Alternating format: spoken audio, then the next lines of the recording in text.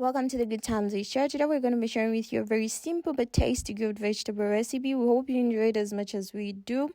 One of the things I love about this recipe is that you can prepare it with old vegetables and it will still taste great. So what we have today is green beans, carrots, and potatoes, of which you can even add other vegetables if you have, such as eggplants and baby marrows, and it will still taste good.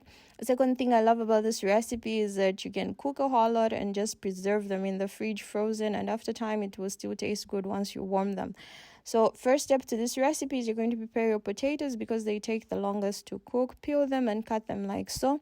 And then you're going to prepare a nice big pot of hot water. Add salt to taste. Put in your potatoes to boil for about 7 minutes, just until they're tender to the bite.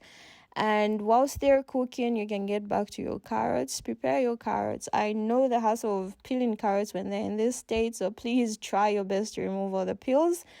And after you've removed all your peels, you're then just going to start cutting them down like so. Cut them into half, and then you're going to continue slicing them in the same manner.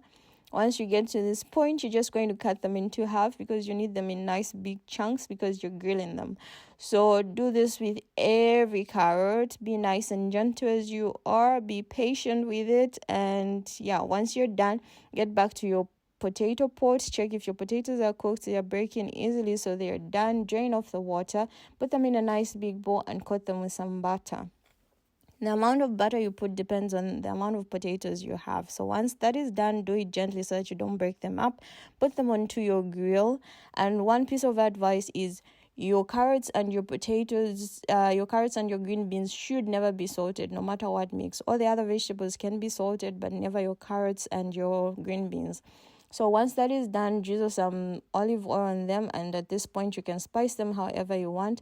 Put them in the oven for about 35 minutes at 150 degrees, and voila, this is what you have. Buon appetito, tutti. Until next time, it's bye-bye.